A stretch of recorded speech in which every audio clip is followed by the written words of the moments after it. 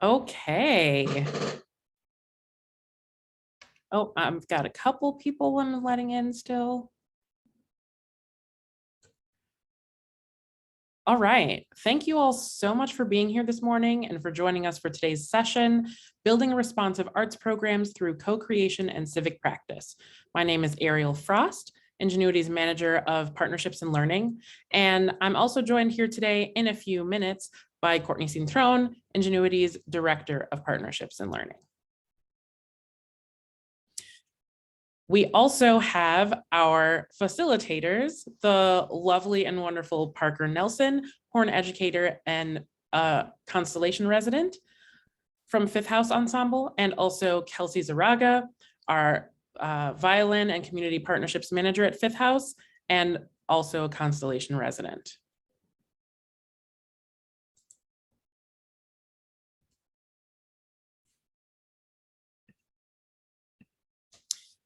This morning session is one in a series of learning sessions developed and designed by Ingenuity's learning and development provider program residents.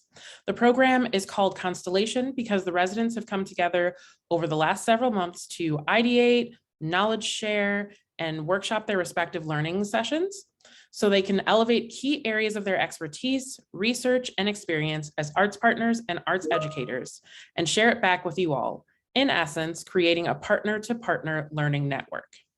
So thank you to all of the residents for this incredible collaboration and thoughtful work, which will continue to be presented throughout the spring and into the summer.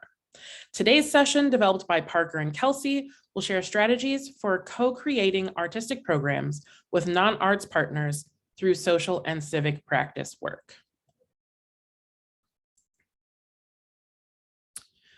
Before we move into today's session, we'd like to acknowledge that this virtual classroom is taking place on the stolen land of the Council of the Three Fires, the Ojibwe, Potawatomi, and Odawa nations. Because of the Great Lakes, the land naturally became a site of travel, healing, trade, and gathering for more than a dozen other native tribes, and is still home to over 100,000 tribal members in the state of Illinois that still practice their traditions and care for the land. As we begin this program, let's honor these ancestral grounds that we're on and support the resilience and strength that all Indigenous people have shown worldwide, and begin to rethink our own relationship with the land and its original peoples.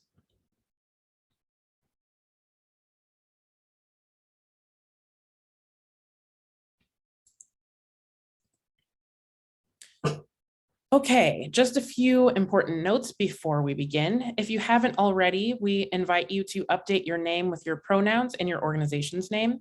You can do that by hovering over your image icon and selecting the three dots. Please note that for accessibility purposes, today's session is being recorded. Additionally, handouts and slides of this session will be available following today's session. Closed captioning is also available. You can enable captions by adjusting the subtitle settings in the More section at the bottom of your screen.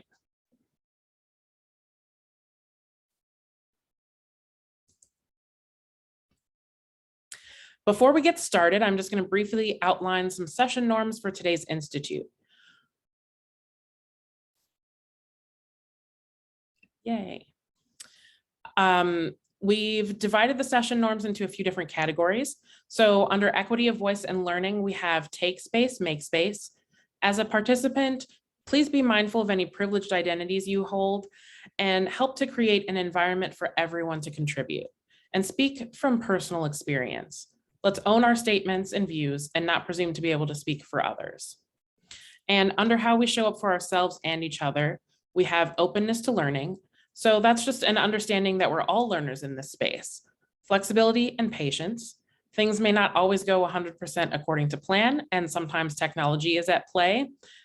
So we thank you for your grace and flexibility. I'm currently using 2 computers.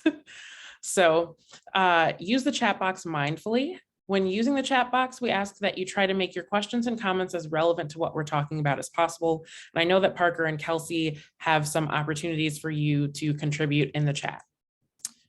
And then confidentiality. Take away lessons, but not personal content. We'll sometimes knowledge share and co-share ideas and resources in these sessions, but if anyone shares anything personal, we ask that you don't bring it out of the space. Okay, so without further ado, I'd like to hand it off to Parker and Khelsey of Fifth House Ensemble to guide us through today's session. Awesome, thank you so much. Well, it's really nice to see everyone. I'm going to go ahead and get the slides started here. So, like we said, Parker, that is me. I use he, him pronouns. I'm also the French horn player for Fifth House Ensemble. We'll talk a little bit about who Fifth House is in just a second, but I do want Khelsey to have a chance to introduce herself. Yeah, hi everyone. I'm Khelsey. I'm the violinist, and I was the community partnerships manager, and now I'm also the director of operations for Fifth House Ensemble. That's a recent change. So yeah, we're super happy to be here. Very excited about the session today. Very cool. Yes, Khelsey is one busy bee. And for those of you who, I guess we'll start out by saying, for those of you who are unaware, actually, Fifth House, this is kind of our swan song, as it were, to a lot of the workshops and things that we were doing. Our organization is sunsetting on June 1st is our last day. So we're happy to be able to share some of the things that we picked up in our 17 years of operation with you in this space here today. So let's start off today by using that chat box that was just recently mentioned. So in the chat, in your own words, take a second and think about what makes a great collaboration. And at your leisure, throw some ideas into the chat. There are no wrong answers here. Anything that you got. Common goals. Very nice.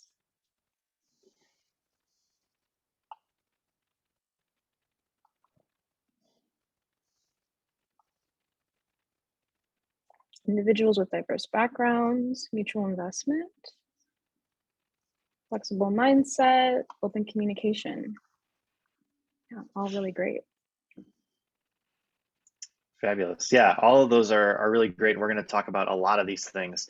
I should also mention before we really get kind of going here that I realize some of you may have seen part of this workshop. This is actually the second time we've done this with Ingenuity. So for those of you who are coming back for a second helping, welcome back. It's nice to see you. And if you have any other thoughts or questions that you've had the time to marinate on since the last time we saw you, please don't be afraid to kind of put those out into our space as well. Excellent. So yes, we've got some good starting points for what makes a great collaboration. So we're going to come back to that in just a second. I just want to introduce you all to Fifth House Ensemble, what we do, who we are. So Fifth House is a 10-piece chamber music group in the city of Chicago. We were founded in 2005.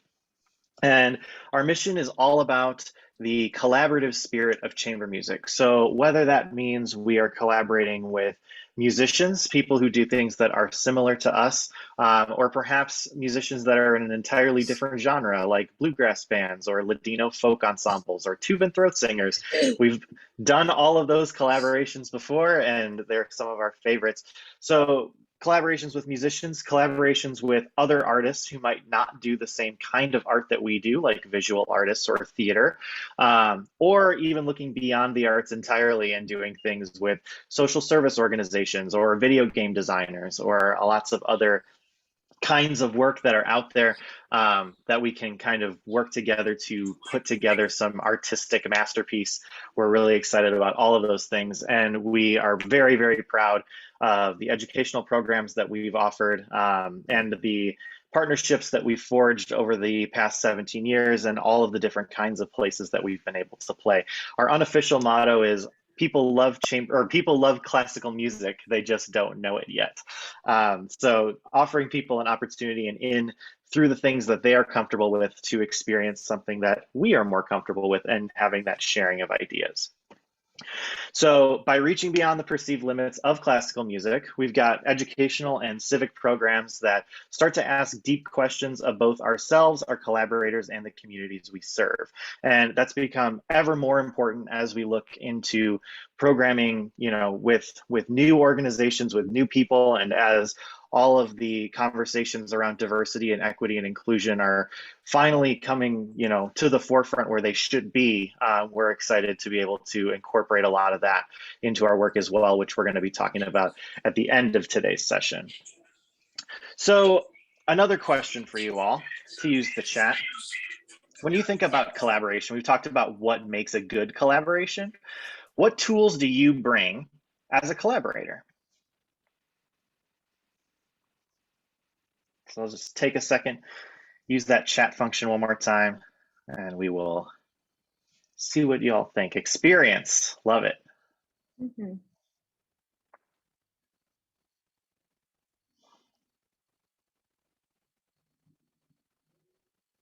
Openness to new ideas.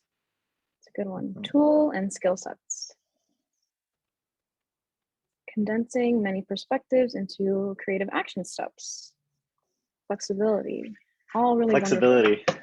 Mm-hmm. Yeah, and you know what? I'll give you a shout out now, Brian. So Brian Kelly's in the room. He's actually he's one of the researchers at Loyola University's Center for Urban Research and Learning, for which we had a partnership for many years, trying to figure out what some of the things that we actually were accomplishing in these programs that we're going to be talking about today. So thank you, Brian, for being here. And flexibility is one of the big takeaways that we had. So I really appreciate that showing up in the chat. And I love all these other things too: adaptability, compassion, accessibility, all great things. And I love that we're in a place where, as we're thinking about this more and with the different organizations that we all serve, that you have those answers kind of lined up. Like, yes, I know how to answer that question right away. And for those of you who don't, that's totally okay. It's a more difficult question to answer than the first one about what makes it great versus, well, what do I have that's so special? It can be a little bit more difficult to kind of get that point across, but having a moment to just even be asked the question is an exercise that we wanted to explore here today. So as we get into today's session, let's talk about what some of the learning objectives are going to be. So we're going to talk about how you can foster successful relationships with new partners, which is usually the first question that people have when it comes to collaboration is, well, how do I find somebody to work with? So we'll touch on that. We'll talk about some different definitions that were provided to us by the Center for Performance and Civic Practice, founded by Michael Rohde, who's a good friend of ours. But we're going to talk about how we define different projects. We're going to talk about how we can draw connections between community resources and think about how we can truly co-design a program and not do all the work and then, present it in another place. We're also going to talk about prioritizing values for partner organizations that we work with. And then, like I said, we're also going to have a chance to talk about diversity, inclusion, and equity practices and how those have changed the way that we look at partnerships in all of their forms. So Khelsey's going to be talking a lot about that towards the end of our session. As we get started, with any of these things that we're going to talk about today, working with someone else, there are a few mindsets that we want to be at the forefront of what it is that we are about to do. And the more of these we can kind of check in with, remind ourselves about, the better off we're going to be. And not just us, but the better off the project's going to be, that the partnership is going to be. All of these things are going to be really helpful. So the first of which is a beginner's mindset. Understanding that you don't need to have all of the answers all of the time, which can be a difficult thing to be in for a lot of folks who work in the nonprofit sector, especially. It can be a difficult place to be where it's like, I don't know, like I don't know, right? With all the grants that we fill out, having to answer all of these questions about, like, you really need to have a very clear vision. That feeling of being uncomfortable is overwhelming sometimes, but realize that when you're going into a partnership, when you're looking to someone else to fill the or to answer the questions that you don't have answers to, being able to say, I'm not quite sure, let's explore that together, is something that really can be a powerful tool when it comes to a great collaboration. Next, we have preparation versus flexibility. There's that flexibility word again. So you will plan things and you will structure things in the ways that you are most familiar. But when it comes down to it, you might need to be unbelievably flexible in order for a partnership to truly flourish. So of course, planning is good. We like to have, all of these different kinds of plans and spreadsheets and things that will get us through any given project. But yeah, when you get boots on the ground, sometimes things change. Personnel can change.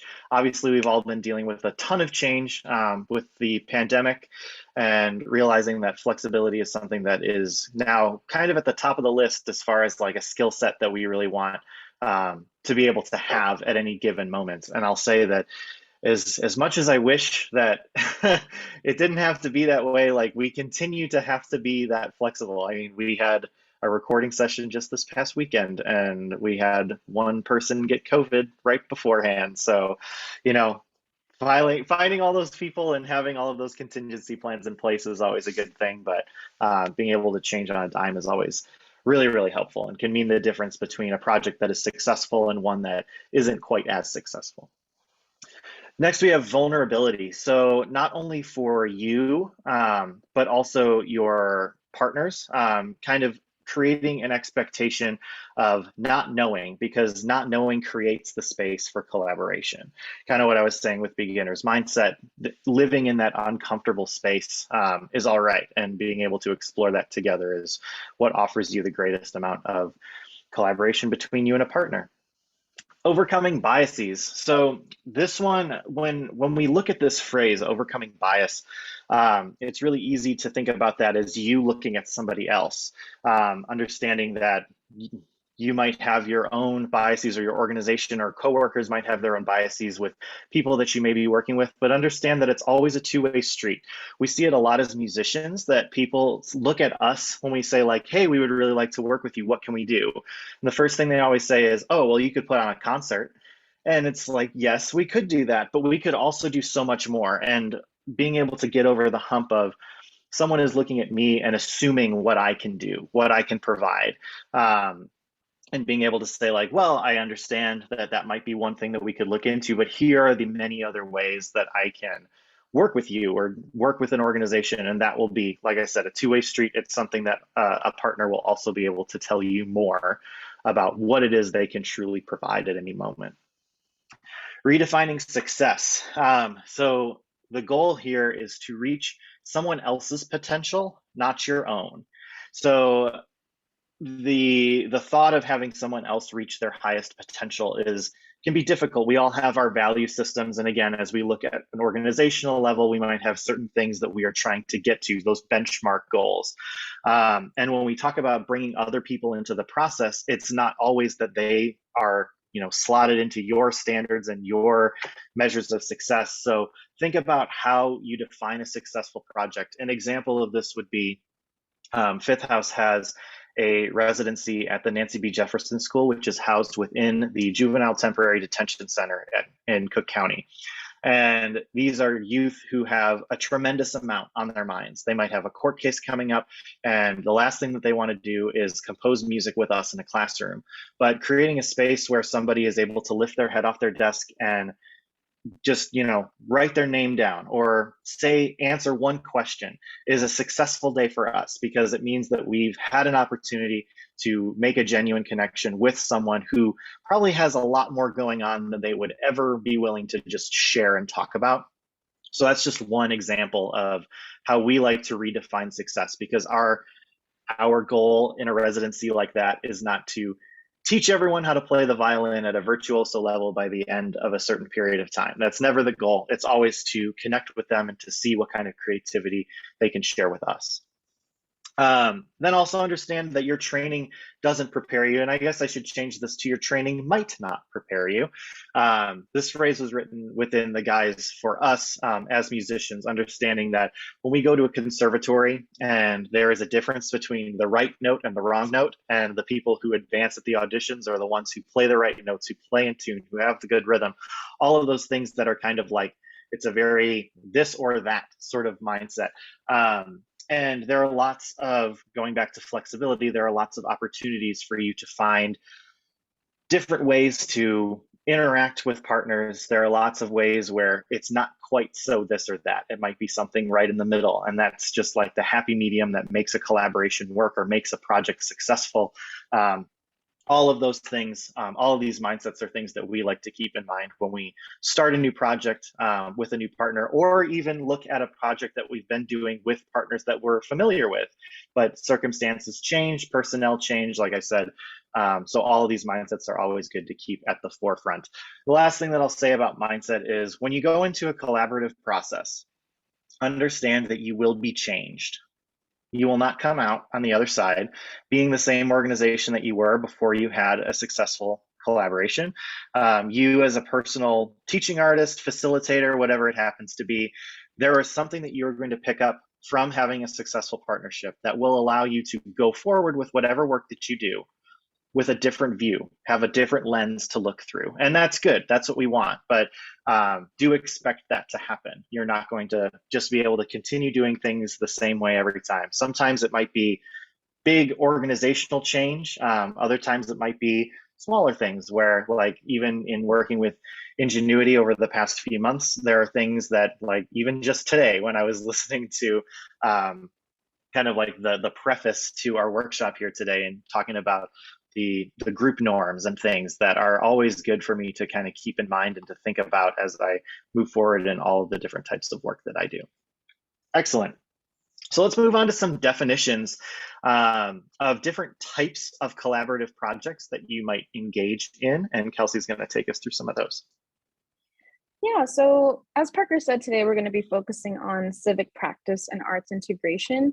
And these terms may be familiar to you, or perhaps maybe not as familiar in terms of the scope of what people think that they need to engage with their community as an artist. So we're going to talk about a few things. And one thing to consider is that pretty much every arts institution is rethinking its relationship to its community. And so, especially in the past 2, 3, 4 years, this means that in the music field, at least, orchestras are beginning to kind of make sure that their musicians have a lot of experience in education and in community engagement. Academic institutions are not only prioritizing academic rigor, but they are also very much interested in how candidates can engage in their community successfully and authentically in the hiring process. Or even soloists and chamber ensembles are making community engagement more of a priority. And so this is something that we're seeing come up a lot more, which is really, really wonderful. So we're going to go through a few definitions, as Parker said, thanks to make sure I name it correctly, the Center, sorry, Parker, the Center for Performance and Civic Practice. Practice, yeah. Yes, thank you. Thank you. So the first that we have for you is studio practice. So this is a practice where artists make their own work and engage with residents as an audience, as we can see here. This is an artist-led vision, and it's also an artist-produced project. And so we'll have examples for each of these. But I guess, yeah, we can move forward to the next slide. Yeah, I just wanted to say about the Center for Performance and Civic Practice. So this is a group that was founded originally as Sojourn Theater. It was founded by Michael Rode, who like I said, previously is a good friend of ours. We've done some collaborative projects that kind of cross the music and theater boundary. And as Sojourn kind of started to do a lot of these projects, and we actually have an example of one in just a few slides, they evolved into this new Center for Performance and Civic Practice that helped to start to define a lot of what these projects are, and of course do their own work. They're still incredibly active. Michael's a professor at Arizona State now. He used to teach at Northwestern, but lots of really great opportunities for the theater side through them, but that's where these definitions are coming from. So we'll go on to studio practice. Awesome. Yes, thank you, Parker. So for studio practice, our example is a chamber opera by composer Laura Kaminsky called As One. This is an American opera that was premiered in 2014, and it is an example of artist-led vision and artist-produced product because this chamber opera was created by Laura. It features a kind of social justice component. So studio practice doesn't have to just mean, oh, I'm going to give a Beethoven concert and that's it. Studio practice is the idea of creating a concert, presenting it, and then you're finished, but it can have a social justice component. So we have that here, where the premise of the opera is the main character, who is Hannah, is portrayed by two voices.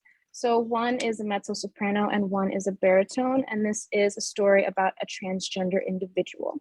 So when this premiered in 2014, it was extremely popular and it had amazing critical acclaim, but it did have some criticism because based on a phrase that you'll hear quite a bit in this session called "nothing about us without us." So the composer herself was not a transgender individual, and the singers were not transgender, and all of the people that were involved in the creation of the work were not transgender. So it unfortunately did not have the perspective of someone who was being highlighted in the work in the creative process. And that's something that we will also continue to talk about especially when we get into diversity and things like that, DEI work. But this is a really great example though of an artist having a specific vision. It had a social justice component, and it was also created and produced by an artist as well. So the second example that we have for you is, or the second definition is social practice. So this is an artist-led vision. It's an artist-produced product, but the community is consulted and informed during the process of creating the work. And so the example that we have for you on social practice is another opera, another American opera by an amazing composer named Daniel Bernard Roumain, who is an African-American composer and a huge advocate for social justice, especially in the music community. And so the premise of this opera was based off of the MOVE bombings in Philadelphia. It was premiered by Opera Philadelphia in 2017. And so Daniel Bernard Roumain and Opera Philadelphia produced this work together, but Daniel Bernard Roumain made sure that the content was led by community members. He did a bunch of research exploring the themes and historic events by people who had experienced and were affected by the events of the bombings. And so this project was extremely informed by the community. Their perspectives were included, but it also had a high artistic production value as well. And it was extremely popular when it was released, and it actually was re-released digitally in 2020 as well. And interestingly enough, in classical music, these kinds of themes were not usually explored, but because of the content, a lot of audience members who had never been to an opera before came, and it had an extremely well-received criticism by the audience, and a lot of diverse audience members as well. So it was beneficial for the community, it was relatable to the community and authentic to them, and it was beneficial for Opera Philadelphia as well. So we can see how when DEI, diversity, equity, and inclusion are prioritized, it can be very beneficial for everyone. So this is an example of social practice. Artist-led vision. I really want to highlight. Sorry, Khelsey. No, go ahead. No, finish what you were going to say. Oh, I was just going to say, to summarize, this project was artist-led, but definitely community-informed and involved in the process of the art making. Go ahead, Parker. Fabulous.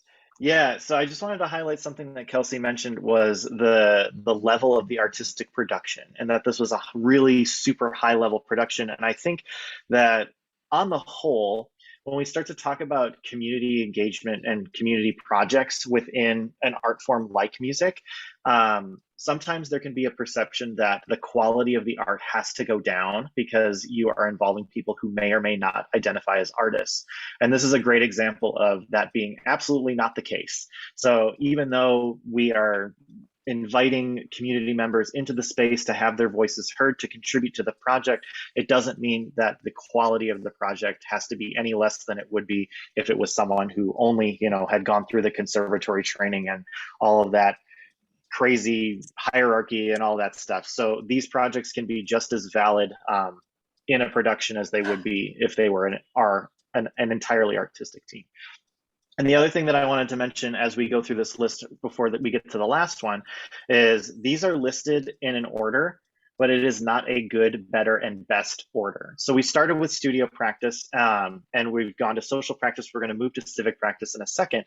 Please know that these are not projects that are better than one another. Civic practice does not outweigh a studio practice project. They are just different types of project that each have their own merits when it comes to how we present them to an audience. So just wanted to say that out loud.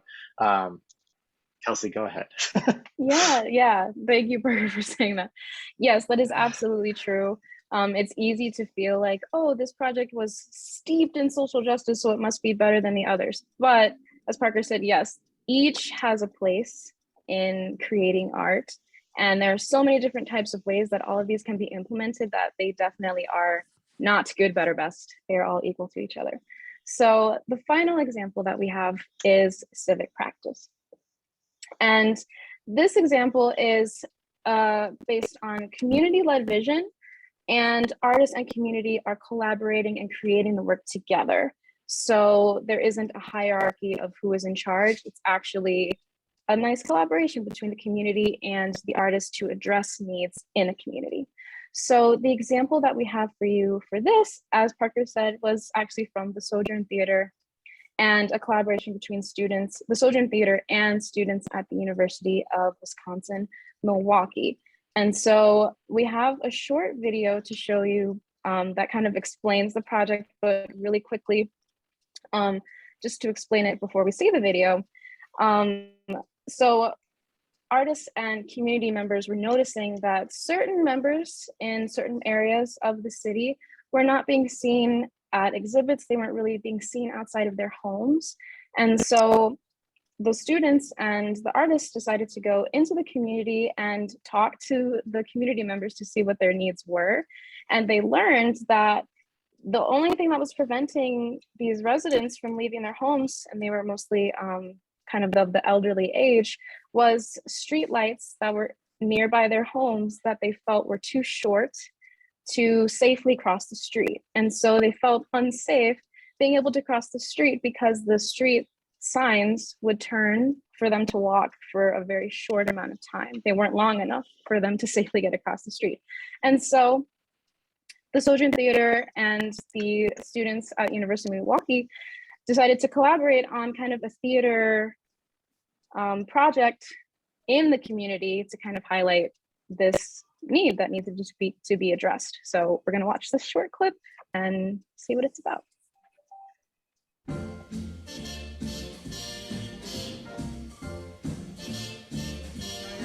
Oh, sure. Nancy Chrisman. CHRISTMAN. We got a whopping anywhere from And what are you doing out here today? Oh, I'm trying to get so that I can walk safely and not be afraid of the cars coming and hitting you. And watches the ship that goes sailing somewhere beyond the sea. She's there watching for me. And rails away, all in it full. Birds on high, straight to her sailing. It's far beyond a star, it's near beyond the moon. I know beyond a doubt my heart will lead me there soon. We'll meet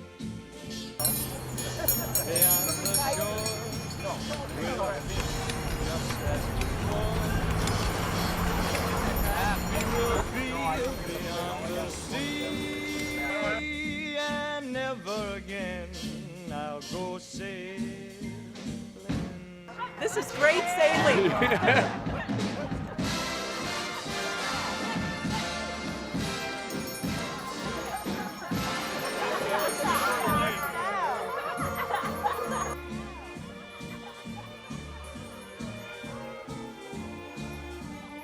Ah, nicely done. That may have been our best cross yet.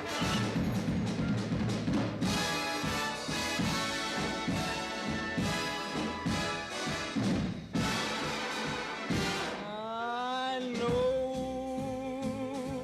beyond a doubt. So, great example of a civic practice project. And we're going to reference this project, The Crossings, again, as we start to talk about this next point, which are the asset-based community development slides. So this comes from the Asset-Based Community Development Institute, which started at DePaul University, that have generously provided some of this information. And we definitely see a lot of this stuff show up in a lot of the projects that we do. So the real dilemma here is that we have two views on how community functions. The first way, the glass half empty side, is that there are people in communities that have deficiencies and needs, where we often look at things that are like, oh, these people are underserved, undervalued, they have these problems, there's a lot of crime, all of those kind of thoughts that we see very often, you know, even throughout our day-to-day interactions with news outlets and what have you. The other way to think about it is individuals and communities that have assets and capacities. And we just have to learn how to connect those things together. So as we talk about these different points from ABCD, we'll start to learn about what those things are. So let's talk about what a community asset are, or rather what the 6 basic community assets are. So in ABCD's research, they found that every community, no matter where they went, had these 6 things that were always present. So first of all, we have individuals. Any community is going to have individuals who live there, who have their own backgrounds, their own needs, their own connections to other individuals, what have you. That one's a little bit basic, easy to understand. Next, we have associations. So we start to have groups of people. That can be families, that can be organizations, but different kinds of groups of individuals that have their own identity separate from the individuals themselves. Next, we have institutions, so things like businesses or schools that are always going to be present and have, again, their own sets of needs and identities. Then we have physical spaces, which is something that I feel like often gets overlooked. Working with Fifth House over the past couple of years, I've started to look at physical spaces a lot differently when I look at different communities, because sometimes we really need a concert venue and it doesn't need to be a stage. It could just be a space that's big enough to hold 10 people or 10 musicians at a time with an audience. So understanding that physical spaces are indeed an asset, you can start to think about how you might be able to use that space for different functions, or how the community uses them for different functions. Next, we have exchange. So this could be exchange of goods. You can think about exchange of ideas. And then that kind of also folds into our 6th point, which is the culture and the stories and the history that comes along with any community. So along with that exchange, being able to share the stories and communicate to one another, and what does this community kind of historically have about it? What is it all about? And the people who live there, I mean, you can think about dropping into any small town USA, and you know, the people who live there, like they go to the grocery store and they know everybody, right? That idea that there is a certain amount of understanding within a certain, you know, space, physical space, but environment, that quantifies into this community. And all 6 of these things are different assets. So when we start to think about what might make a good partnership, what we're looking for is not to say, oh, this community is missing this, but rather saying, okay, these 6 things are going to be present no matter where we go. And very often solving a problem is about connecting these assets together. So when you think about this, let's go back to the example of the crossings, the theater exercise that we used as an example for civic practice. So this was individuals who were theater folks who went out and interviewed individuals. They heard that there was something missing. Like they weren't able to get to where they wanted to go because the streetlights were moving too fast.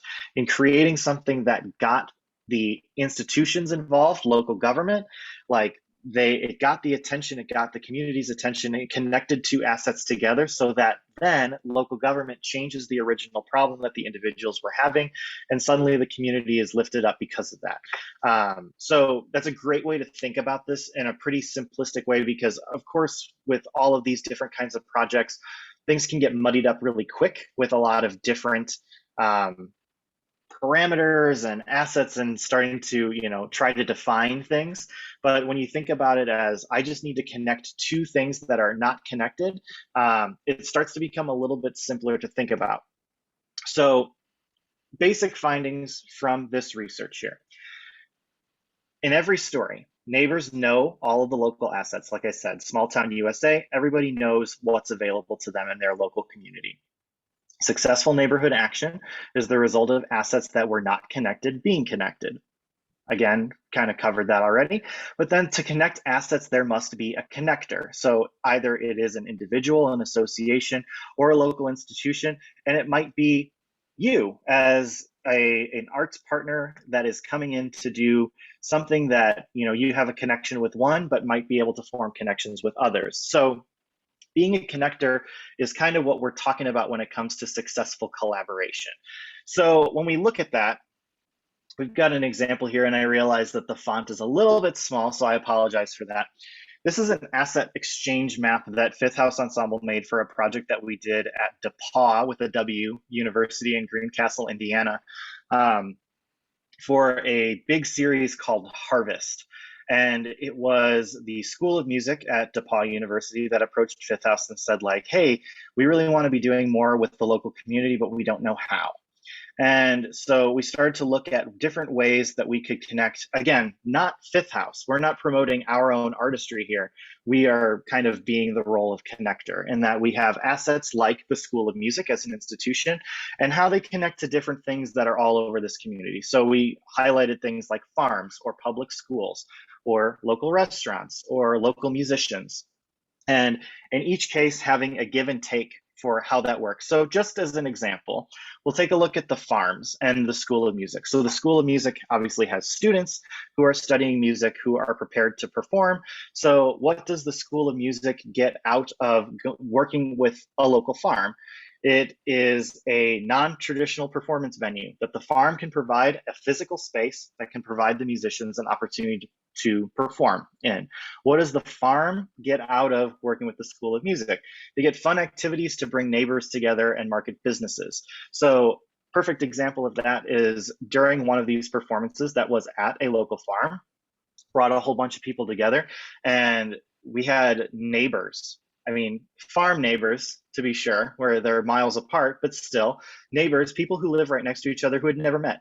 And suddenly now they know who each other are. And that is, again, it's about building the community up. It's not for your own personal gain. It was fun to watch that process happen organically by connecting two different assets together. So again, this is available both in the recording, but if anybody has any questions about this, you can feel free to contact us afterward or ask any questions in some of the Q&A session that we have coming up pretty soon here. But just an example of an asset exchange map that happened in real time with a real project and how that started to play out. So let's just take a second and go back into the chat and start to think about what your artistic assets are. Whether you identify as an artist or not, you can scrub out the artistic part if that's really catching you up. But take a second to think about what your either individual or organization's assets are that you might be able to bring to a collaborative project.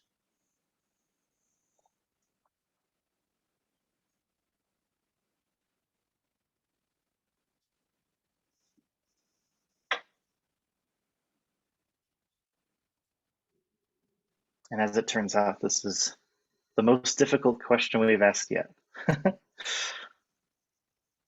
Devising.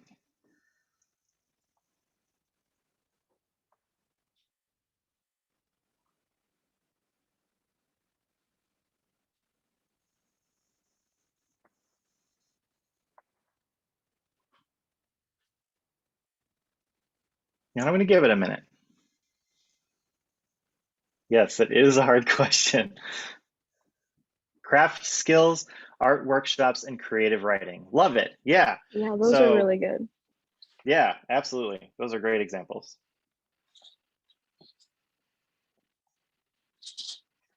Creative Drama drama, experiences. multisensory. Yeah. A mini hip opera. Love that.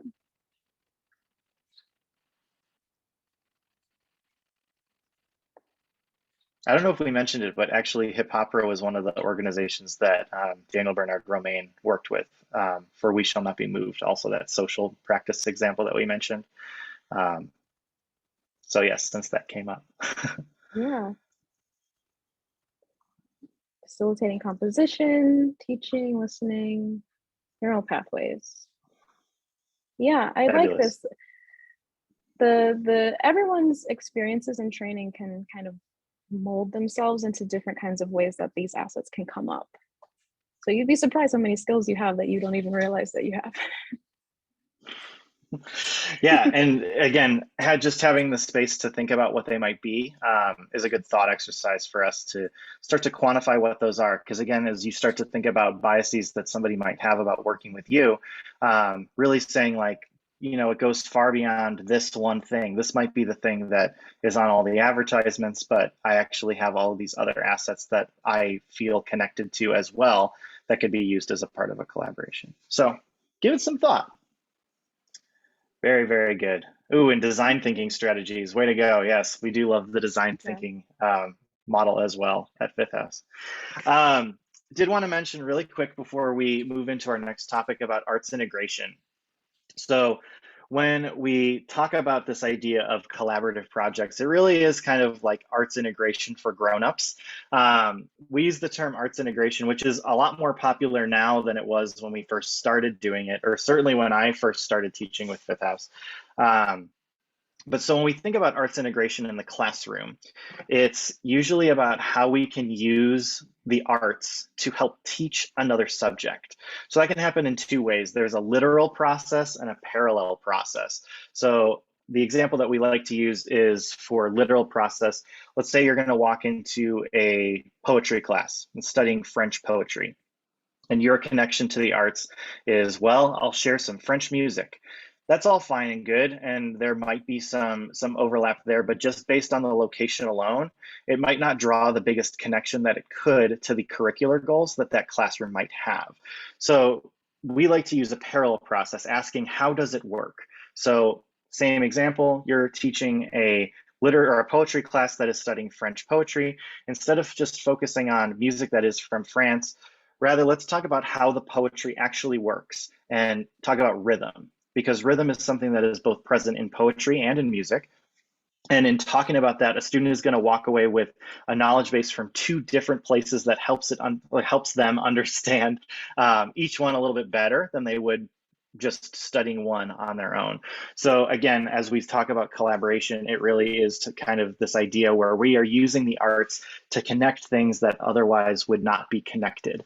So we like to throw that phrase around arts integration for grown-ups, but it's for everybody. We're all human beings here. Age has no bearing on us. So let's get into so talking about invitation and collaboration. So like I said at the beginning, this is kind of the number one question that we're going to dive into is, how do I find somebody to work with? Or how do I even start having the conversations? Maybe you found somebody, but you have no idea how to even start a conversation because cold calls are horrible and we all hate doing them. So we're going to start to talk about how both in social and civic practice projects, a lot of our collaborators extend outside of the bubble in which we would normally exist. So way outside of the arts for people who often don't consider themselves artists in any way, shape, or form. Before we get into how to source partners, the number one thing that I want to say is that if you are doing this, like again, I mentioned, the nonprofit world, the grants, if you are only pursuing a partnership with the goal to earn money or to validate a grant that you have written, you're doing it for the wrong reason. And I can promise you that those projects are going to pay the price because of it, and they're going to suffer, and they're not going to be what you want. They're going to be frustrating. They're going to be really difficult. So please it's so important that nobody does any of this work with the express interest of earning money. That's not what it's about. It's about connecting with other people. So there are some examples that we want to throw around here when we talk about invitation. So we at Fifth House did a project a couple of years ago. We still have the show on our roster called Rivers Empyrean. And it was a collaboration between us and a whole bunch of ecological organizations that were focusing on both the scientific, physical happenings with water, but also we wanted to get into the spiritual aspects of water. And so we reached out to the American Indian Center for their interest in collaborating on a project like this. And when we talk about invitation, they actually invited us to a drum circle. That was something that was part of their local community, something that they were doing.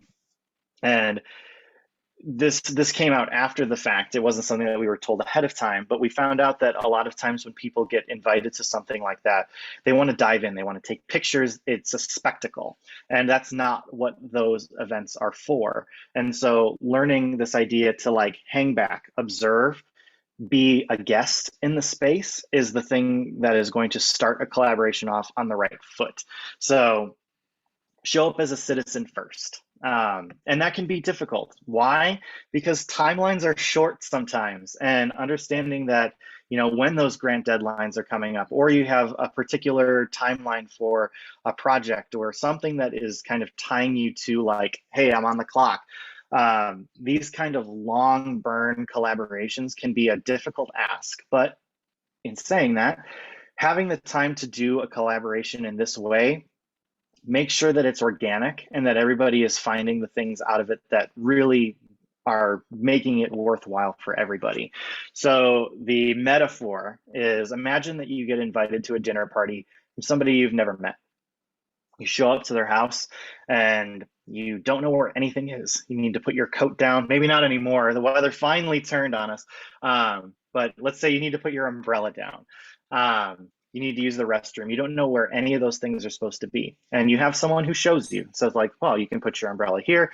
Bathroom's first door on the left. You go to more and more of these dinner parties, right? And eventually somebody shows up who you've never met before, might be new to the party. And instead of the host saying, I'll show you where all these things are, you've been around enough. They know that you know the way things go, the ways things are important to them. They say like, hey, could you show them where all that stuff is, because I have to do something else over here. And very suddenly you become an integral part of this community, somebody who understands the rules, who understands the expectation and values that this person has, that you can share them with others. And that's kind of what we're talking about here. So having a go ahead, Khelsey. No, go ahead. Exactly what you're saying. I wanted to say what Parker is saying is relationship building, right? It's really just you finding common goals, finding common interests, things that you care about with other organizations, and building a relationship slowly and slowly. And as Parker said, yes, there is a timeline there, but I've been in situations where, oh, there's an organization that I care about the same thing that they care about. I'm just going to reach out, and now I have friends in different organizations. And it doesn't mean that a project maybe came off the ground in a month, but this is something that can pay dividends or just be very fruitful for everybody for many, many years to come. And you really never know. So yeah, I just wanted to add that it's, and that kind of makes it a little less intimidating too. Just relationship building. Totally. And I'm really glad that you mentioned that. And a lot of the big collaborations that we've had over the years started in the most mundane way, where it's like, hey, we're staying at the same hotel. Let's have a conversation. And like, true story is like a conversation in the hotel lobby turned into a trip to Russia, a multi multi-week trip where we were bringing in, cultural advisors from another entire Republic of Russia to come to the United States and like do a concert with us. And that sounds like such a monumental, like, I don't even know where I would start for something like that. But just having those conversations and sharing things and keeping in touch can be a really powerful tool. I will say I certainly have my own thoughts about social media and how I use it. But, staying in touch via social media, we've had a lot of our executive director used to tell a story about how a multi-$1,000 project came out of sharing a quiche recipe on Facebook. It's because somebody was looking for something and it was like a chime in. And as soon as like, hey, there's this recipe that I wanted to share with you because you asked. And it was like, oh, by the way, we should talk about this thing that I have coming up. You just kind of stay at the forefront of people's minds. So yeah, it might not be the quickest, like, sparkler kind of light with the most amazing project, but taking the time to kind of build that relationship out is what we're talking about here. So partner qualifications, some things to think about when you're looking for a potential partner. A history of past collaboration is always great, even if it's not in the arts. Totally okay. If you have an organization that's already kind of worked with somebody else and has gone through the process of like, hey, it's not just me, there's a big benefit to that. That doesn't mean that you can't be, the first collaboration that an organization has, but it's always a good place to start if they have some history with collaboration in their past. It also helps to know if they have any sort of evaluative tools that they use, because learning how to measure the impact of any program you might do together is also a really important step in this process. And the last thing I'll say is kind of a summation of what Khelsey and I were just mentioning. But just remember that people hire people. Organizations don't hire organizations. So it's usually, just those personal connections, the friend that you made that you keep in touch with who's doing this work. And it might not be the right time right now, but stay in touch, something might come through down the road. So let's talk about a case study and just kind of break it down, because this is, again, just one example of many that we could talk about, but it's a good way to kind of get into the ins and outs of how a project can evolve organically, and especially a project like this one that started from the studio practice side and actually morphed into a or from studio practice to social practice, and then even morphed from social practice to civic practice. So this is a project that was called Voices from the Dust Bowl.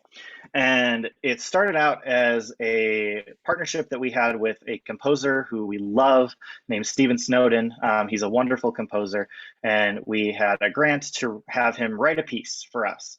And that was cool. Like, great, we get a cool piece from a cool composer. That is like absolutely some studio practice goodness right there. And Steve wanted to write this piece. This was just his idea, to write a piece that used source audio from interviews of folks from the Dust Bowl era that were talking about labor struggles.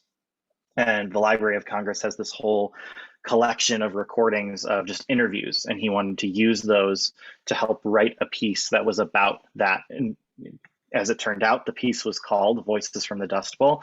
So that was just the piece that we had. And when we started to think about how are we going to present this, because it's not really our jam just to put on a concert, but to find ways to kind of highlight certain things about the pieces that we pick. And so knowing that, the labor struggles that were such a big part of this piece were certainly something that had not gone away. It was something that was really prevalent. We wanted to reach out to some other partners of ours who might have more experience with it than we did. So the first people that we thought of was some friends of ours that we had from a band called the Hen House Prowlers in Chicago. They're a bluegrass band. If you all are not familiar with them, they are just the best. They are a fabulous band. And in the time since, they've actually started an organization called Bluegrass Ambassadors, where they start to work with other bluegrass artists to share the art all over the world. And the band themselves have partnered with the State Department and have been all over the world to share this very unique bit of American music with others from all over. So we reached out to them because we knew that they had a lot of protest songs in their repertoire. Just naturally, people like Pete Seeger, Woody Guthrie, they are just really, really great artists. And so we brought them on board and we found some ways to rearrange tunes of theirs to play with them. They learned how to play some of the more classical stuff that we played, but we kind of got this partnership going. So we had a collaboration there. And that was really interesting. At this point, we're still living in studio practice. We have musicians that are putting on a concert. We haven't asked anybody in the community for anything as of yet. From there, we reached out to, and I'm so sorry that Brian had to leave. Brian, thanks for coming. We reached out to Loyola University Center for Urban Research and Learning, which we are working with through some of our educational programs. They were connecting us with other organizations. If they knew of anybody who kind of were working in this labor rights, like they were really promoting the labor rights message in what they were doing, and they connected us with the Latino Workers Union. So people of Latino descent that were working to try to fight wage theft and other issues that were kind of around the idea that, how do I want to put this? They didn't want to speak out against some of the things that were happening to their people because a lot of them are undocumented, and like sticking their neck out could mean loss of wages, not just for them, but for their entire family. And so a lot of these kind of atrocities when it came to labor troubles and, like I said, wage theft was coming down to just people not being able to say what was really going on.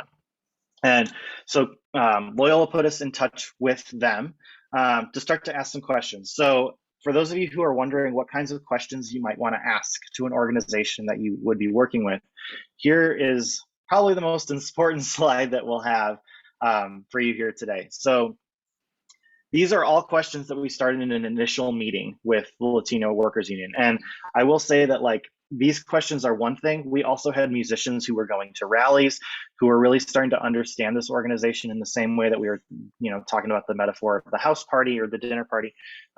People who were involved in what they were doing. It wasn't just us expecting them to bend over backwards to fulfill our needs, but people who were actually going to support the work that they were doing. But the questions that we were asking: what are you working on this year? What is your organization succeeding at right now? What are you finding challenging?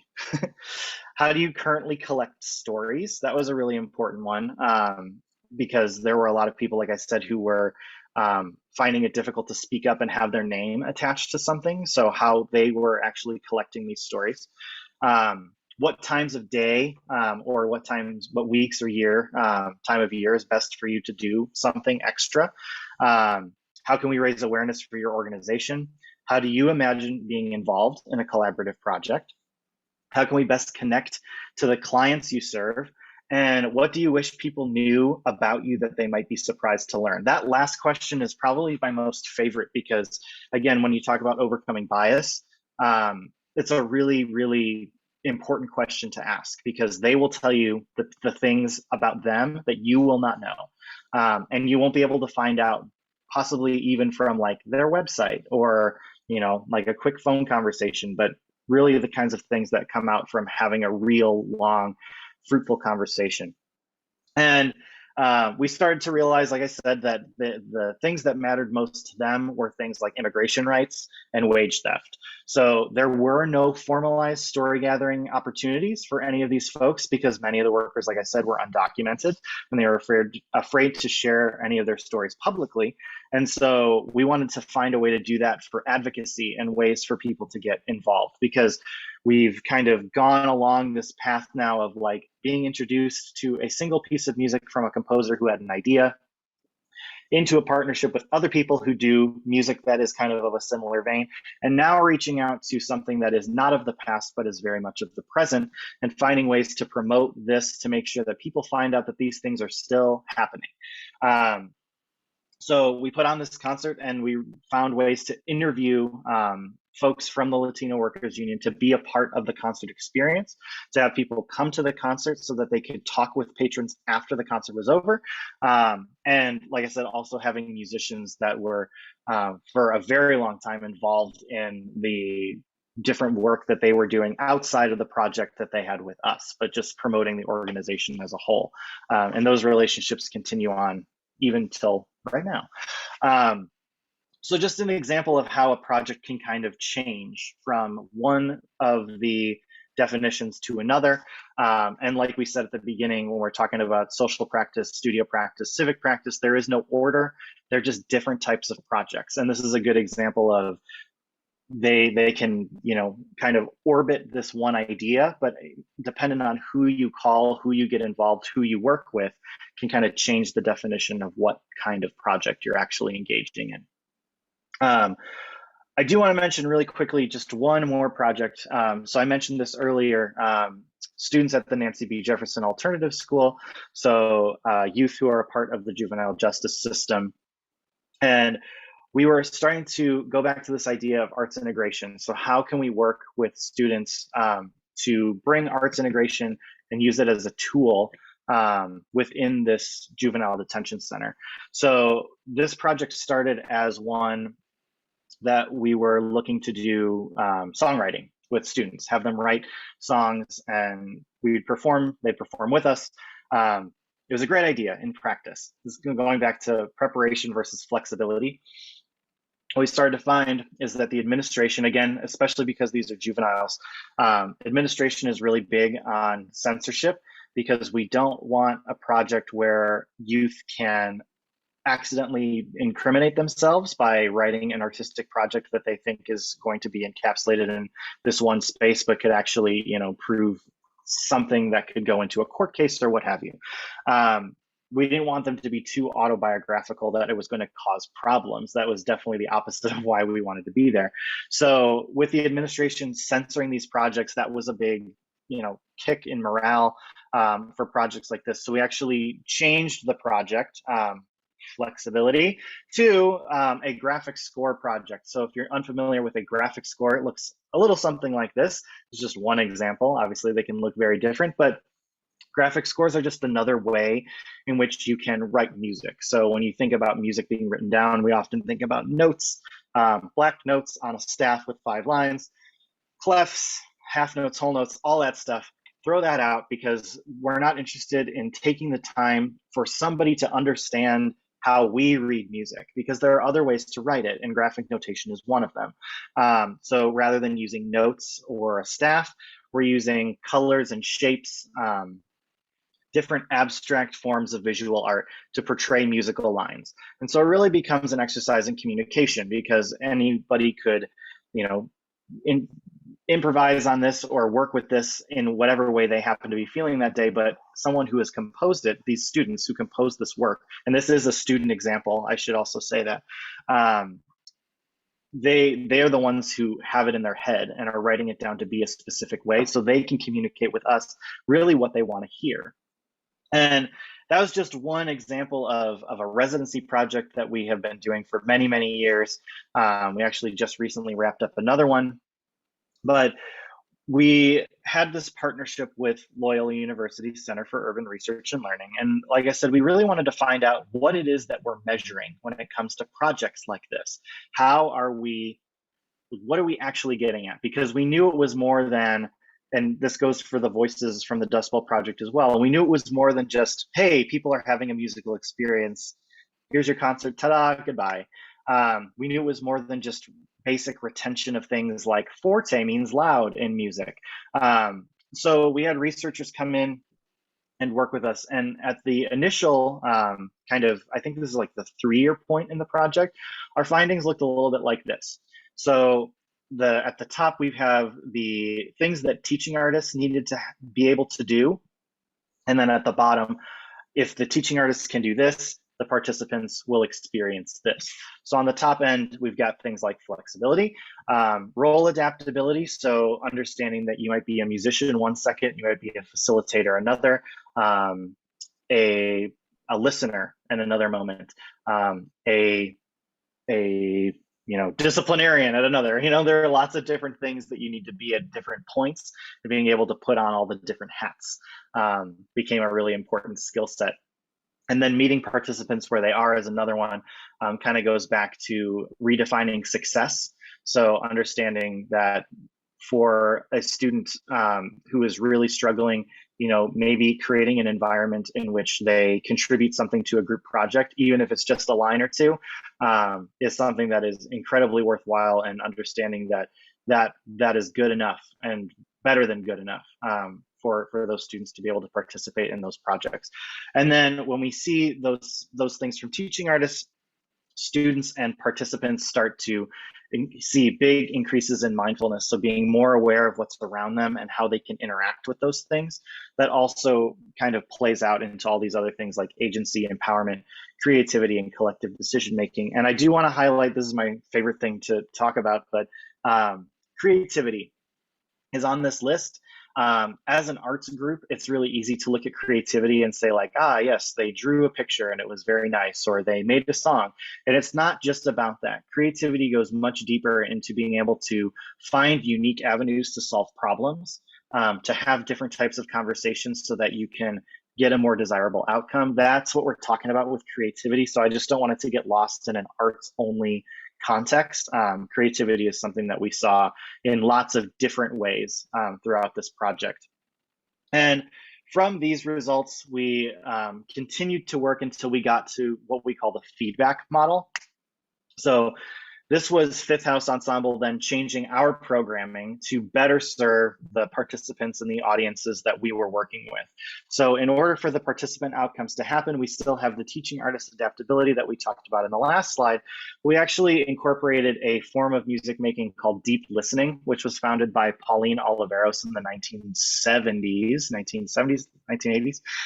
She was one of the first female composers to really dive into like electronic music, and not like EDM, but more like, like early John Cage, who was actually one of her really good friends, that kind of electronic music making. And these deep listening activities and scores are written with words rather than graphics or notes. And they allow for a tremendous amount of flexibility. And again, kind of cutting back the amount of time it takes for a participant to be able to experience music making because they don't know how to write it down, or they don't know what they have to work with. So deep listening kind of opens up this, this world into collaborative music making, where suddenly, even outside of a classroom, we were able to invite an audience to make music with us in real time without any sort of musical background. And all of that was just a change that we made on an organizational level to start to incorporate more voices into the music making process, and even into our concert experiences as well. Just a couple of notes. I'm sure most of you know these things already by this point, but it's worth a mention what kinds of adjustments we made, because we were very fortunate to be able to continue working throughout the pandemic, and we pivoted all of our stuff into virtual settings rather than in person. So a couple of things that were really nice to have in the virtual space were rituals, being able to do something at the same time every single day, understanding that availability went way up because we didn't have, we only have 10 musicians, and if they have to travel from Pilsen up to Evanston, up to Winnetka, like all of those different places where we happen to be, it takes time. Whereas suddenly we had a lot more availability, and we were able to be in the same place at a more regular time. So that was one way that we made some adjustments to virtual settings. We actually had a deep listening stream. We just had our last one this morning. But during the pandemic, we had every single day from 9 to 9:30 in the morning. And then as we kind of came out of the pandemic, it became a 2-day-a-week session. But the idea of ritual, something happening that a participant can latch onto, and even if they miss one, they have the tools that they need in order to do it themselves. It also allowed us to integrate into lots of different communities, and just finding more things that people were interested in and allowing them to speak up, introduce us to new kinds of technologies that were coming out at the time, and how we can leverage those for more successful projects. And then also providing programming when people needed it the most. When we're talking about mindfulness programming, having some space for, some self-care throughout the pandemic was definitely something that I think a lot of us definitely were happy to have. It was a hard time, as we all know. So having the arts available, even in a virtual setting throughout that, was something that we were really proud of. And actually, this screenshot that you can see here is a deep listening activity called Tree in the Wind. And it was designed to be done in person, but we actually made a modification where everyone put their hands up to the sides of their screen, and you actually followed the person who just so happened to be next to you on the actual screen to create this movement-based deep listening score. So making adjustments in the virtual space. I just wanted to mention a couple of those. So I've been talking for a very long time. I wanted to take a second before we dive into the section on diversity to see if anybody has any questions about anything that we talked about today, either definitions, any of the asset-based community development stuff, any of the stuff with the specific case studies that we mentioned, either Voices from the Dust Bowl or the work that we do at Nancy B. Jefferson. Any questions at all, we want to just take a few minutes to see if we can answer any of those. And if you do, feel free to just turn your camera on, pop off mute. There's no need to just use the chat. We like to see people's faces. Unless you want to use the chat, that's fine. That's true. That's true. I don't want to force anybody to.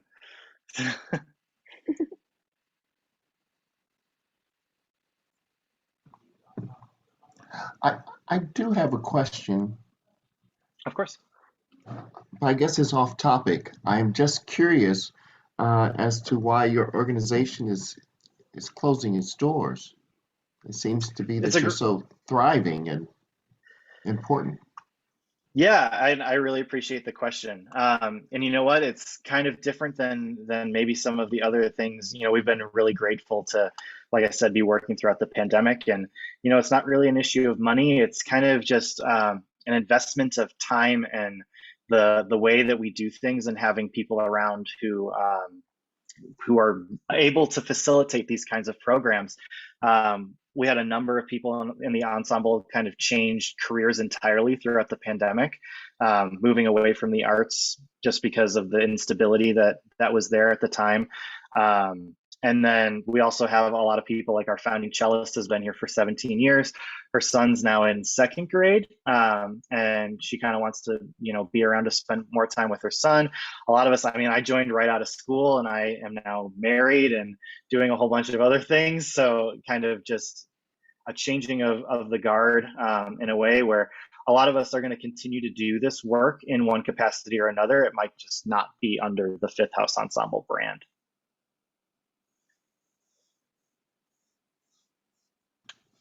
Thank you. Of course.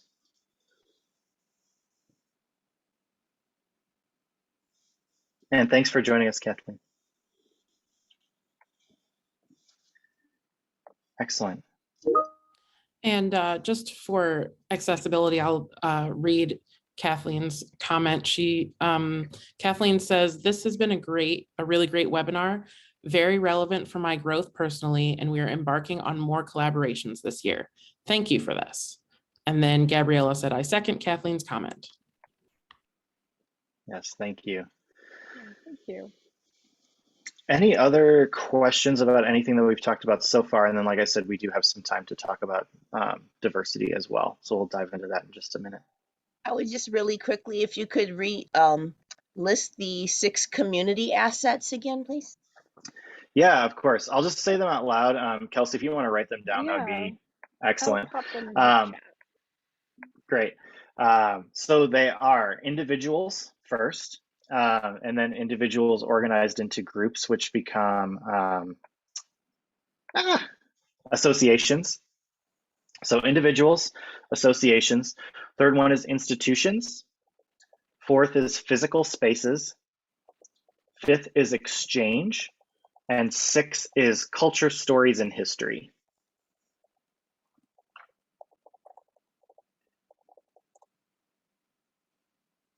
Thanks, Khelsey.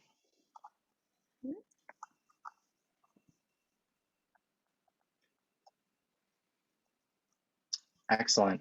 So if there are any other questions, we're going to have another Q&A session after we talk about some of the diversity, inclusion, and equity practices. But just to give some context about why we included this in the workshop. As we talk about collaboration and working with others, especially over the past few years, all of these different ideas around diversity and inclusion have become so important to so many different kinds of organizations, whether it be board development, whether it be teaching artist practices, whether it be curriculum development, or what kinds of things are important to any organization surrounding these topics. We wanted to just kind of bring up some things that we have done and things that we've noticed in the classical music scene when it comes to DEI initiatives. And that can be something that you have seen, are familiar with. It could be something that is brand new. Doesn't really matter. And I just want to highlight that as we go through these slides, and Kelsey's going to be facilitating this section of the workshop, but these are our experiences. And of course, we're always excited to learn about more things. So if there's something that you find is maybe different than the kind of background that you've had, we'd be really interested to know a little bit more so that we can kind of include that in future workshops and development, and even just like my own personal views on things. It's always nice to be able to have more voices in the space. So yeah, that's kind of why we've included this DEI piece in this workshop about collaboration, because as we look for other partnerships, that is becoming more and more important, and more the center of what some of these collaborations are about, and rightly so. So let me go ahead and share. We got the community assets slide up. We'll start with diversity. So Khelsey, go ahead. Yeah, so I always love talking about diversity, equity, inclusion, especially in the arts.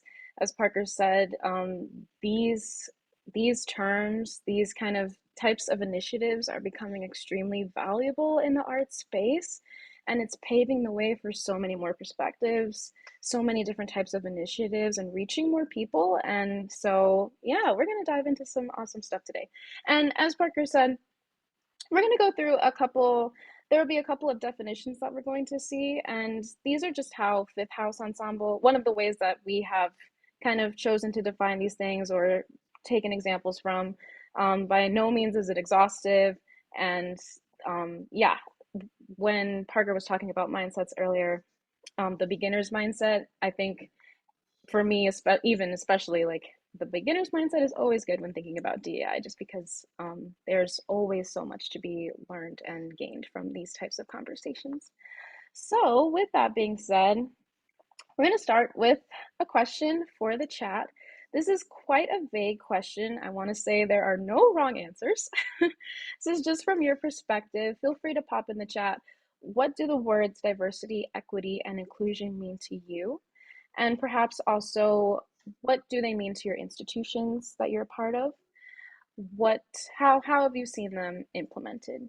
Maybe an example of diversity in a space that you've seen. So we'll give it a few minutes. No wrong answers. What do these words mean to you?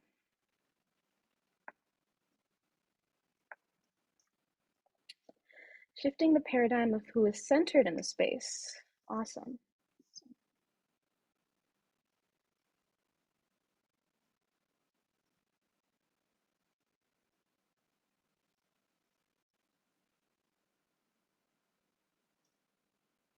Better human connections, representations in labor practices, yes. Can be seen in many examples, but mainly in the hiring process. Gabriella has seen them in. Thank you, that's awesome. Outreach, voices, yes. Dismantling systems of oppression. Disability communities being present from the start of a process, not as an afterthought. Yes, definitely true. Before we continue, I do want to just highlight, and this isn't calling one out, it's just our experience, is the word outreach is one that we have stopped using. And the only reason why is because We were actually told by another organization that it kind of has an air of like, again, talking about that ABCD stuff, looking at the glass half empty where a community has deficiencies, where like, let me help you, let me like reach out to you. We've replaced the word outreach with community engagement for that reason, just to avoid that association. Of course, that's never what anyone is meaning by it, but just as you know, as we continue to update language and become more sensitive to things that other organizations bring to us, that's just one small piece of language that we've changed in our organizational practice kind of across the board. So just to mention that. Yeah, and it's definitely, as you said, Kathleen, all about perspectives, right? And the only way to know about different perspectives is to talk about them, which is another thing that has increased over time, right? Especially in the past 2-3 years, that we can have these kinds of dialogues. So yeah, these are all amazing responses. Thank you all for sharing. We're going to continue on and first talk about diversity and kind of how Fifth House Ensemble has defined this. So we have a picture here of some wonderful fish in ocean life, nature. And so in terms of diversity, we use this picture as an example to think about how many different kinds of, in this case, fish are in the room. So when you're thinking about diversity, you're thinking of who is in the space, how many different perspectives are there, different voices. There's no judgment on who should be there or how they're interacting with each other. It's simply a question of who is in the room, who's present, and who is being excluded. Is anyone being excluded in the space? So these are all really great questions that you can start to ask yourself when thinking about diversity in the spaces that you inhabit. And next we have equity. And perhaps you've seen this graphic before. So thinking about equality versus equity. So there's definitely a difference here. Equality is giving everyone kind of equal treatment. So we can see that when we're thinking about equality, we're not really thinking about the end goal and everyone being able to achieve the end goal in their own way, given their own capacities. We're thinking about giving everyone an equal treatment. So with equality, we have these three people that are standing on boxes that are equal. So we have equality, but not everyone can see what's happening on the baseball field, right? So when we have equality, we're thinking about meeting people where they, or excuse me, equity. When we're talking about equity, we're thinking about meeting people where they are based on their circumstances. So given that some people might have things that they need that others do not, we have to address those needs, right? So that the end goal can be accomplished for everybody. And that's kind of what we're thinking about when it comes to equality. Some people might have different needs, and it's important to make sure that you're addressing them. And when we're talking about equity, those words are easily interchangeable, but they are not the same. So then we have inclusion, excuse me. We have inclusion. So we have this great quote that says, diversity is being invited to the party, inclusion is being asked to dance, and belonging is dancing like no one is watching. So when we're thinking about inclusion, we're thinking about the ways in which people are being invited to participate in a space, in an initiative, or in programming, if we're thinking about things musically or artistically. So we're thinking about who's involved in the conversations, who holds, and I think someone mentioned this, who holds the power in the creation of the work, who holds the power in the decision making. This is a very, very, very important question because this can influence things down the chain to staffing, to programming, to marketing even. So this is a great question to ask. And again, bringing back the nothing about us without us, right? So when it comes to creating works that are celebrating different kinds of experiences, different kinds of perspectives, it's so important to make sure that the people that are being represented in the work are also represented on staff, on the decision making, giving their input, that kind of thing. So this is the case for all types of artistic creation.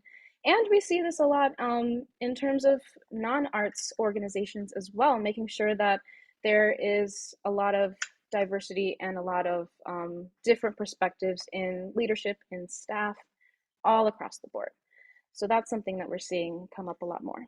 So given these brief definitions, I want you guys to please go back in the chat and talk about some bright spots. So any artists, groups, or institutions that you think are doing a good job of implementing diversity, equity, inclusion, and accessibility into their programming, into their organization as a whole. And then also, if you feel so inclined, you can list a few duds as well. Duds is what we call them, maybe examples of things that maybe weren't as successful. And you don't have to name names, but it could be helpful for the dialogue as we talk about these things. So yeah, feel free to put in the chat anything you're seeing that is successful and maybe some challenges that you're seeing as well.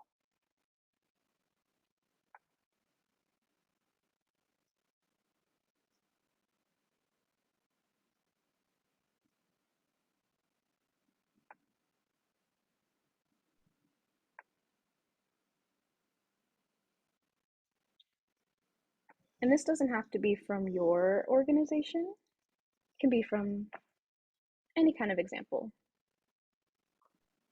And also just a reminder that like this is a space that is, you know, totally safe and, or I should say, is a brave space. So understanding that, you know, it can be, and I'm speaking from my own experience, that it can be difficult to say, you know, like maybe I'm missing something and I see this and I think it's good, but I might not know. Totally okay to just list anybody that you see. And I do see some, yeah. Sky Art, 3 Arts, Lakeview Lutheran Parish, yeah, Lighthouse Foundation, some really good examples. Yeah. Yeah. Albany Park Theater Project. Yeah. Yeah, we did a very small project with them, like right when I first started, and I remember like really needing to learn a lot for that one, in terms of like the values that a partner organization has. That was a really kind of wild experience. Like that was kind of my first dive into a lot of this stuff. That was years ago, so I'm sure that it's expanded now. American Indian Center, another great one. Steppenwolf Theater, fabulous, all really great examples. And you can continue to think about what those are, you know, as you go about, you know, try to find the organizations that you think are going above and beyond when it comes to implementing these kinds of things into their programming or into their structural and organizational identity. Yes, definitely. So as we think Parker and I come from a music background, so thinking strictly from a programming strategy, but this can extend to any arts organization, category or ways that people can implement DEI and accessibility, DEIA strategies into their organizations. So from a programming standpoint, we can have category specific concerts, i.e. concerts that are all female or all BIPOC. And one thing to think about are the advantages and disadvantages from a marketing perspective of kind of thinking about if an organization is creating an all Latinx concert, say it's the Chicago Symphony Orchestra, how is it an advantage to them to market their concert this way? And how is it a disadvantage? Is it better to say nothing about it, or is it better to make that a core part of the marketing campaign? So we can think, instead of thinking maybe what's good or bad, maybe we can think about the end goal instead. So when we're thinking about DEI, I'll say from my personal perspective, I think about kind of the deficiencies that are in classical music programming, for example, and trying to make a new standard. So if the standard right now is mainly white, European, deceased composers, we can say, okay, that was the standard, and how can we make a new standard so that this is just commonplace? And so when it comes to marketing, at least, maybe we wouldn't market it so much that, oh, here's this new thing we're doing, but instead highlighting the individual people and their stories and how they are integral to the city of Chicago, that kind of thing. And then we also have the advantages from a funding perspective. So grants are increasingly looking for more diversity, equity, inclusion, and accessibility in the projects that are funded. So these things are taking more of a priority. So it's not necessarily going to be the same kind of opportunity if you do things as they always were, right? Where the grants and funding perspectives are trying to create a new standard as well, which is a good thing. So when we're thinking about programming, we're thinking about featuring people from multiple backgrounds, perhaps curated by people that come from those backgrounds as well. That's also a great thing. Nothing about us without us, right? So one kind of thought experiment is thinking about if a predominantly white organization was creating an all BIPOC concert. How does that look? How does that make people feel?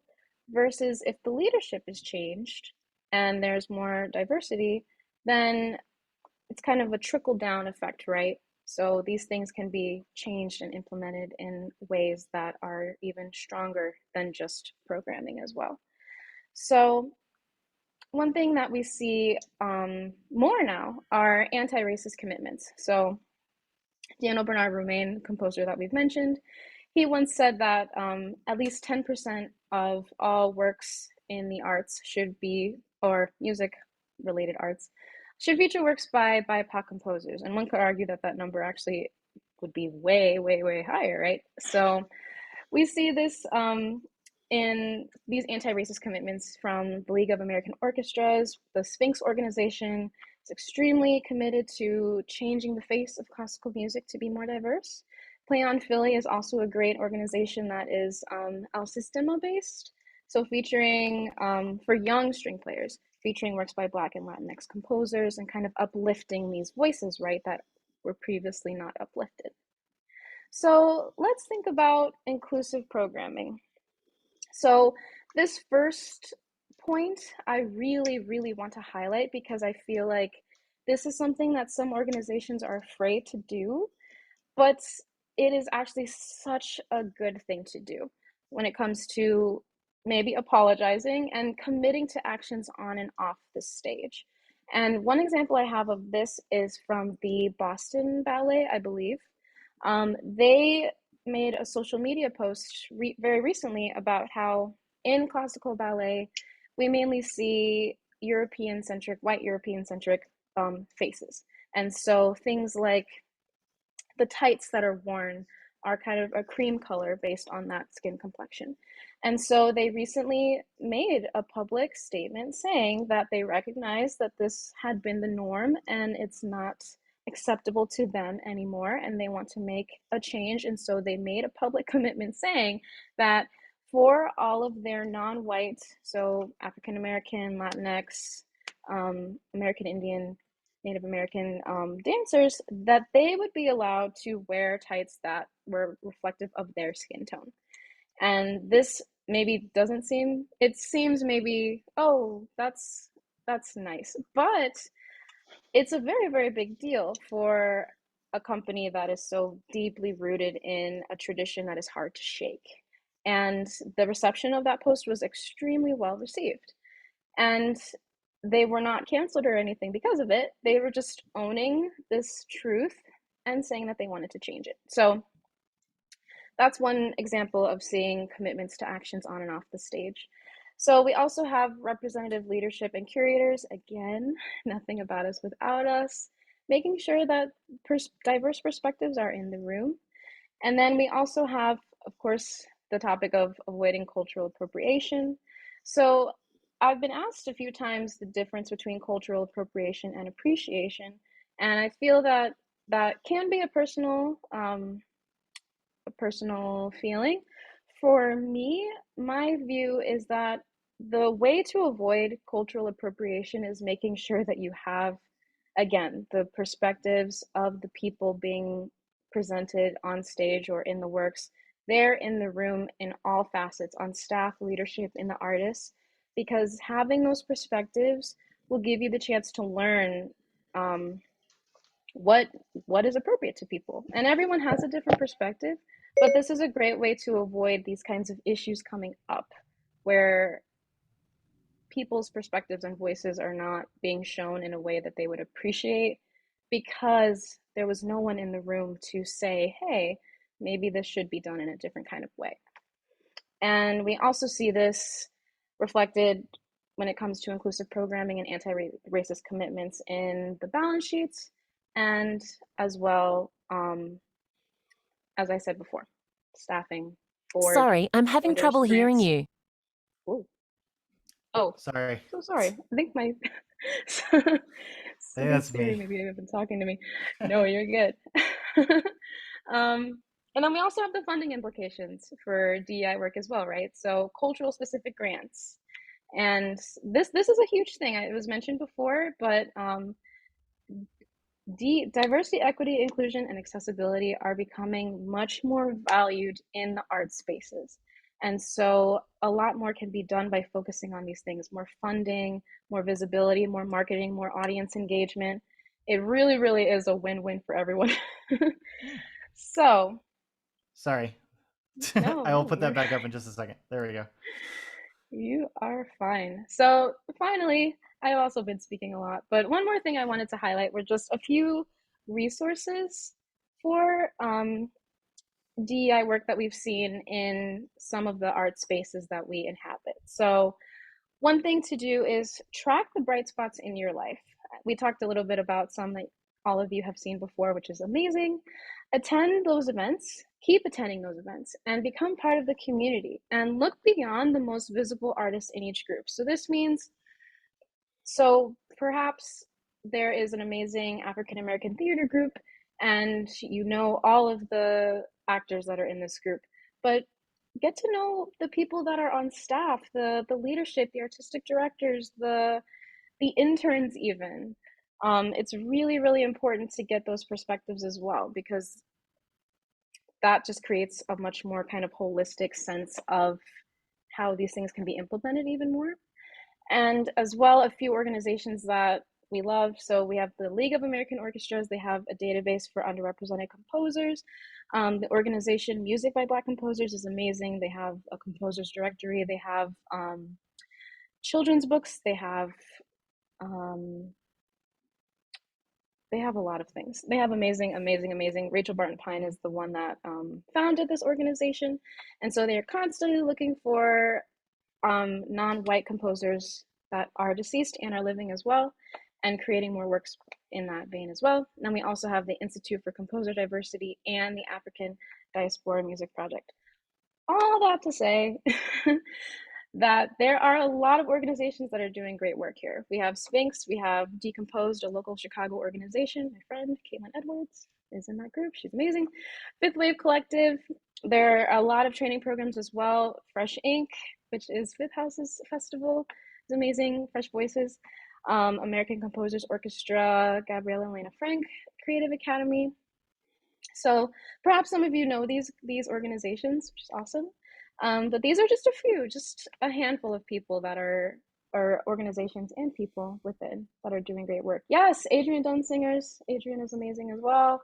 DePaul Community Chorus. So that is it on DEI work. That is it for our presentation. But again, if anyone has questions for us about what we just spoke about previous content, please feel free to let us know in the chat or pop on screen if you feel so inclined.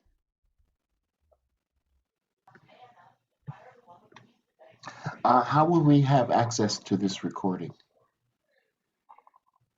That is a great question. So you may not know that Ingenuity has a YouTube channel. So in a little while, after the recording has uploaded to the cloud and I've had a chance to do a little bit of editing, especially like the beginning and the end, we usually edit those out so no one has to sit through 5 minutes of just looking at a blank screen. They'll be up on our YouTube channel, and you will get an email with the link for that particular YouTube video.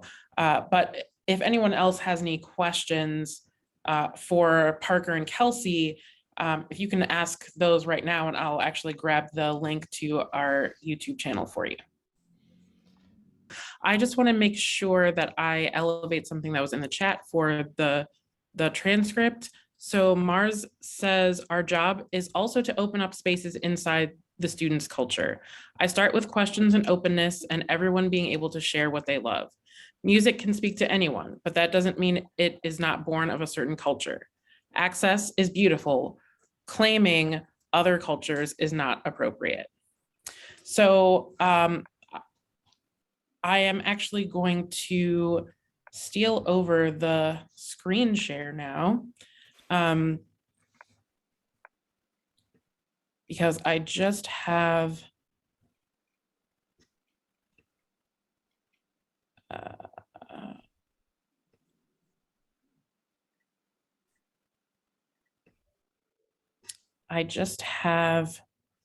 one slide for you all. Whoops. Well, two technically. And I'll be really brief because I know it's exactly 5 o'clock right now. Firstly, Khelsey and Parker, thank you so much. And thank you to everyone who's here. And I know Fifth House has their last performance this Saturday. And I think Parker and Khelsey, if you all have some, if you have a link to a page where people can find out more information, where to go, how to get there. I know that people would love to hear more about that. So we are constantly making improvements to our learning sessions, and your feedback is really important to that process. So Khelsey is putting an exit survey for this session in the chat. And then I also wanted to just let you know about a few things that are coming up. So if you have not taken the Partnerships and Learning survey, the survey closes on May 31st. And if you would like to get an opportunity to get one of those $50 gift cards from Etsy, where you can support artists directly, then you need to complete your survey by end of day tomorrow. So you have until the 31st to take the survey, but if you want to be part of the drawing, you got to get it done by tomorrow. I also wanted to say next Tuesday, also on the 31st, we have part 2 of Youth-Centered Art Making Spaces. Resident Michael Rangel of Sky Art will engage you in reframing classroom management, which is designed to control unwanted behaviors and reactions to classroom culture, which is a youth-led and motivated practice designed to create ownership, agency, and engagement among the youth we serve. If you missed part 1, that's okay. There will be a high-level review, and you can also have a look at part 1 on our YouTube channel that I've already put in the chat. Also, if you are a little bit apprehensive about how to work with your Artlook profile, we have Artlook Converge office hours coming up. So next Wednesday, June 1st, Courtney and Angela Lynn from our data team can show you the different ways of using the platform for creating partnerships, reporting to funders and other stakeholders about your impact, and more. And then our final 2 Constellation sessions are led by Mojde Stokely, who's a resident and also social practice artist. And Culturally Competent Content in Classrooms is a 2-part series, both happening in June. On June 9th, in part 1, we'll unpack what it means to cultivate an identity adaptive learning environment, which breaks down the learning barriers that stem from generational and systemic marginalization. And then part 2 on June 30th, we'll put those skills into action in a collaborative working session. So one more time, I implore you all, if you haven't taken the Partnerships and Learning survey, don't just take the survey, but also ask everyone in your organization to take the survey. We don't need just one per organization because people have different needs, different wants, different levels of engagement in their organizations, and we want to hear from all of those people. So encourage your colleagues also to take the survey, and I hope you have a wonderful holiday weekend. Thank you so much. Thanks, everybody. Thank you.